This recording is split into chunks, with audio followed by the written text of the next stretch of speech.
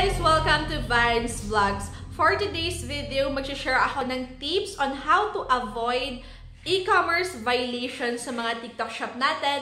Paano natin maiwasan ang mga restrictions and lalong-lalo na yung magiging TikTok ban. Kasi pwedeng mawala yung TikTok shop natin pag meron tayong na-accumulate na 24 points. Ganong karaming e-commerce violation, okay? So, if la-flash ka sa screen natin dito, makikita niyo yung mga points na pwede nating makuha. So, meron tayong from points na 0, 8, 10 to 12, mga ganon, 12, 14 to 17, mga ganon na points. Pag meron kayong na-accumulate na ganyang points, then pwede kayong ma-restrict, magkaroon ng warning yung account niyo, yung TikTok shop. Pwedeng ma-restrict for 1 day, hindi kayo makakapag-post, 2 days, 3 days, 7 days, up to hanggang lifetime na. So, sayang, hindi na natin may babalik yon kapag nagkaroon tayo ng maraming e-commerce violation. So, para maiwasan natin to guys, kailangan nating iwasan or wag gawin itong mga i-mention ko sa inyo, okay? Ayan. So, kung gusto nyo talaga na manatili, na gusto kumita ng extra income sa TikTok affiliate, then do this. And lalong-lalo na to, kapag nagti-TikTok affiliate na kayo at malaki yung kinikita nyo, dapat be very careful. Kasi si TikTok din, very strict din siya sa mga violations, no? Kahit konting word lang yung sinabi mo, mababiolate ka na agad. Okay, so let's start, no? Ito yung number 1 na masashare ko sa inyo. Do not promote counterfeit products. Ano yung mga yon, okay? So, yung for example, mga products na hindi niya naman talaga siya nabili sa TikTok shop, pero meron siyang kaparehas sa TikTok shop na item. So, do not do that kasi nakaka-deceive yan ng tao. Nakaka-deceive sa people. And, syempre, si TikTok, iniingatan niya yung kanyang mga customers, diba? So, hindi naman pwedeng maloloko. Hindi naman gusto ni TikTok na maloko yung kanyang mga customers dito sa TikTok. That's why do not promote counterfeit products or yung mga merong mga branded na products tapos i-promote nyo siya dito sa TikTok. Tapos meron siyang kaparehas dito sa oh my gosh, meron siyang kaparehas dito sa TikTok, okay? So, yun yung number 1. So, number 2, do not post exaggerated products or mga unproven products. Ito na, lalong-lalo na sa mga ganito,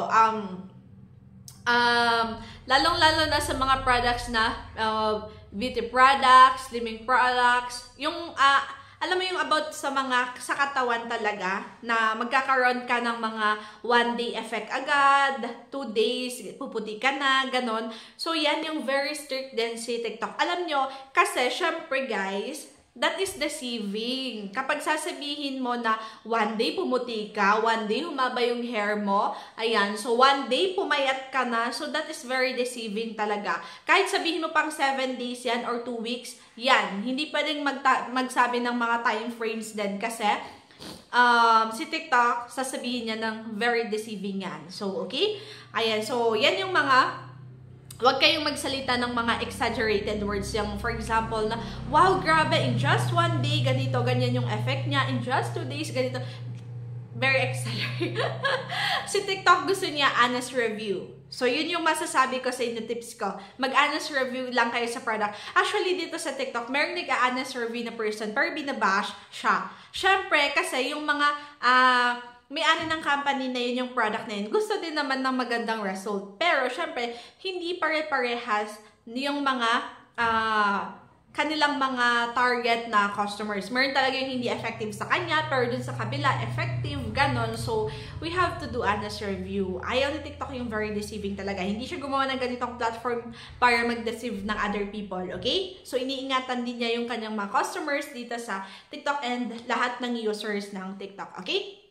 Ayan, so, yung number 3 natin, avoid or be careful in promoting products. And meron kasi akong list, kaya nakatingin ako sa aking paper.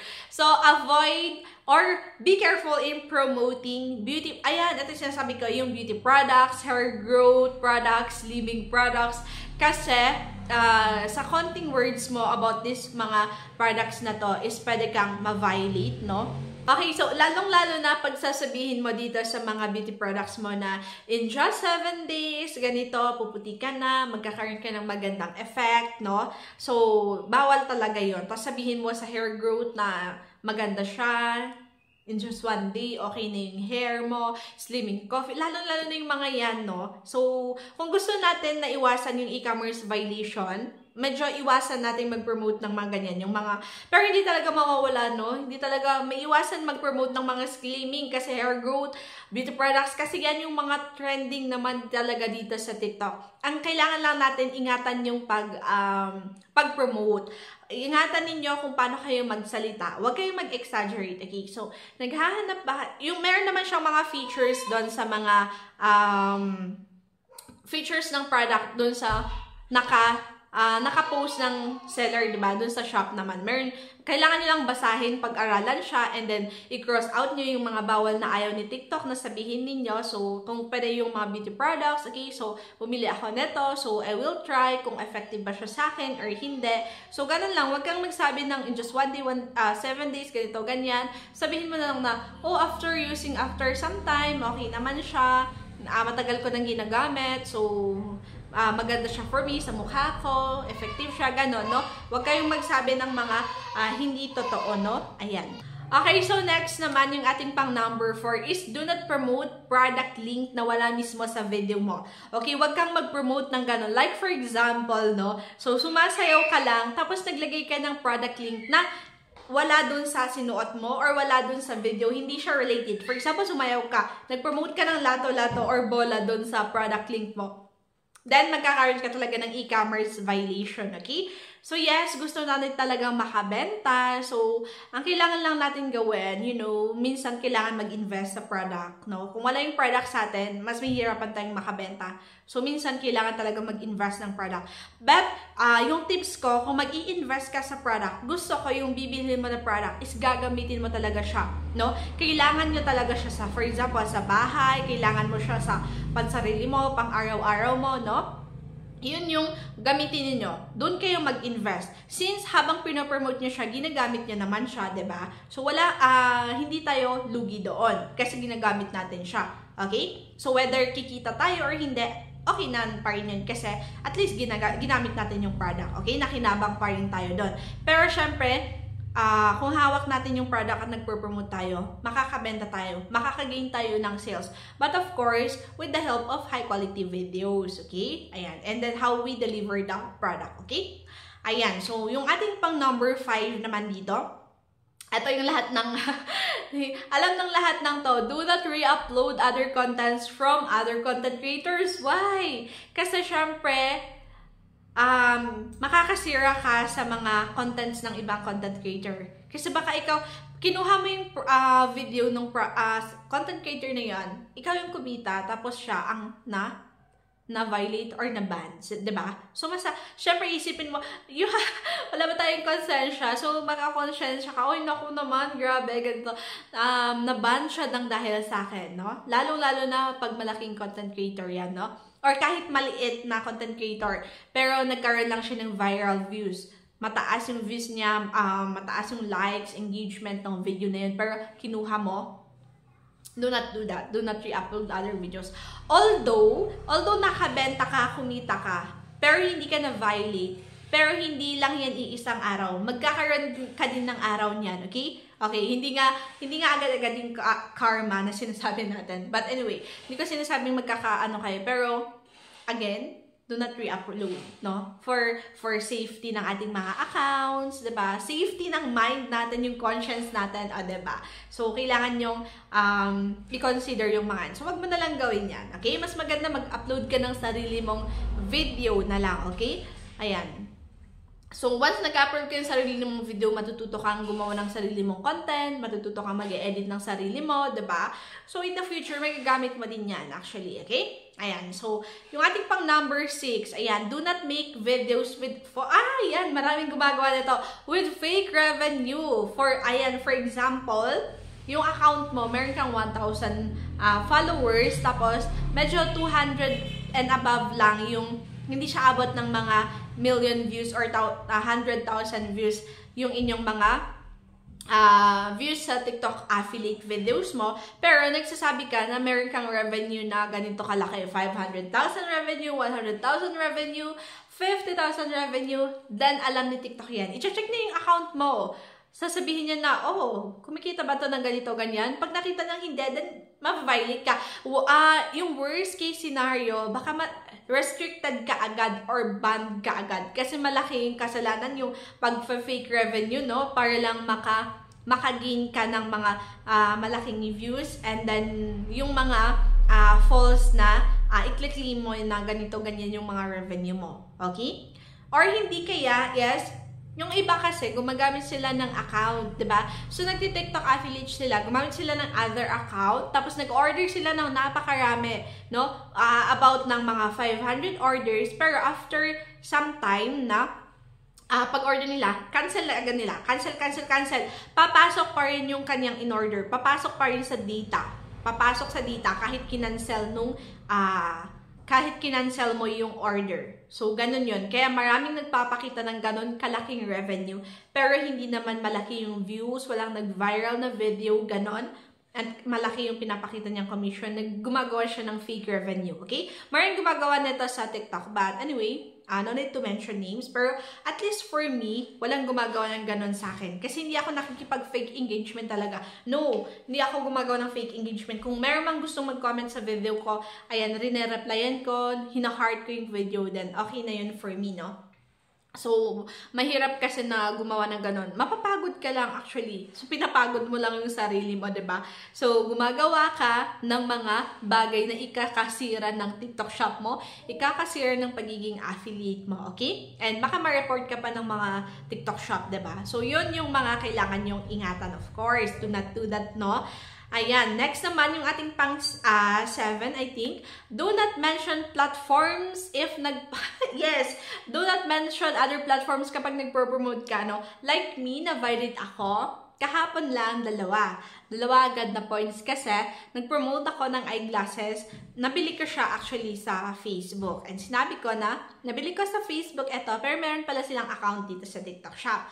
Yun, pagkasabi ko agad ng Facebook, violate na agad ako. So, do not mention other platforms. Like, for example, Shein, Zara, Lazada, Shopee, ano pa ba yung mga pwede nating pagbilhan ng mga products, Amazon, mga ganyan, no? Lahat ng yan, do not mention, no? Huwag kayong mag-mention. Ang sabihin ninyo, TikTok shop lagi. Kasi magsasalita kayo, magsasabi kayo ng galing siya sa other platform. Ay, naku, siguradong magkakaroon kayo ng violation na to. So, experience ko na yan, kaya nako, wag yun ang gagawin yan, okay? Ayan, si TikTok kasi, ayaw niya na, syempre, pumunta kayo sa other na platform. Syempre, meron nga siyang platform dito sa TikTok. So, ayaw niya na makinabang yung other platforms dito mismo sa kanyang platform, okay? So, ganun yun. And syempre, kasi ang Shein, meron silang talagang application, no, kung saan ka bibili. Shein, Zara, I think Zara, hindi ko alam kung meron sa Zara yung sariling app. Pero ang Shopee may sariling app, Lazada sariling app, diba? So, that is very pinakabawal kay TikTok, no? Okay, yung ating pang 8, I think, ay, ito, guys, yung tips ko sa inyo, i-remove nyo yung mga unavailable products from your showcase. Bakit? Unavailable sila, baka mayroong violation yung product na yon, or bawal ni TikTok yung product na yun. So, meron siyang mga kaakibat na mga reasons kung bakit unavailable yung mga product. So, once nag-unavailable yung product, tanggalin nyo na agad siya sa showcase niyo. Kasi, once nagkaroon kayo ng maraming unavailable products, isa yun sa mga minsan na restrict or nagkakaroon ng violations, no? Kasi baka sabihin ni TikTok na nagpro-promote ka ng mga pinagbabawal namin na products, no? Okay? So, maapektuhan yung account mo. So, do not do that. Marami actually nagsasabi, remove unavailable products sa mga showcase ninyo. Okay? So, next naman, ito guys, no? Kailangan ninyong ingatan. So, ito yung pang number 8 na tayo, no? I think 8 na tayo. Ito yung mga products na do not promote products na very risky. Alam niyo, very risky yan. Pero, if talagang ipapursue niyo yan, be careful with your words, every words that you say sa mga promotion ninyo, sa pagpo-promote ninyo ng mga products na yun. Ito, like for example, do not promote risky na products. Like for example, more on electronics, no? Lalong-lalo na yung mga branded. Like for example, Apple. Kahit na hindi mo minention yung word na Apple na brand is, magkakaroon ka ng violations. Bakit? Kasi baka kapareho niya, nasa description ng seller na yon, or nasa description ng shop na yon, or nasa title ng product na yon, yung word na yon, na bawal na branded. Like for example, nakikita niyo yung more on electronics yung kanyang pinapromote, lahat talaga. Si Quiz King, no? Malaki na yung kanyang followers sa TikTok. I think 1 million na ata, no? Hindi ako nagkakamali. Na TikTok ban yung kanyang personal account. So, gumawa tayo ng second account. I don't know kung okay pa yon, or yes, nag-iingat na siya actually. So, na-ban siya sa TikTok shop na. Bakit? Nag-promote siya ng, ano yun, yung earpods ba yun? Diba? May earpods ang Apple, and I don't know, baka dun sa mismong shop merong na mention na Apple products, ganito, ganyan, no? Ayan, so, yun. Mag-ingat kayo sa mga electronics. Lalong-lalo na cellphone din. Ayan, naku, ang daming cellphone sa TikTok shop, pero naku, ang daming bawal doon, lalong-lalo na yung mga mura lang, pero malalaki yung brand. Malalaki yung title ng brand na yun. So, wag na tayong mag-mention. Baka mamaya, isa din tayo sa... Ayan. So, marami talaga, no, na things na pwede kang ma-violate for TikTok shop. So, yun yung mga kailangan yung ingatan, no? Yan. So, ingatan nyo lang yung mga yan. And of course, yung mga words na binibitawan natin. Wag very exaggerate na ganito yung quality, tapos hindi pala ganyan, ganito yung magiging effect, tapos hindi pala ganyan. So, yung sa akin, experiences ko, ito yung mga pinopromote ko na okay lang siya. Hindi siya na-violate, pero minsan na-violate ako talaga sa pag-mention ko ng other party na other applications, no?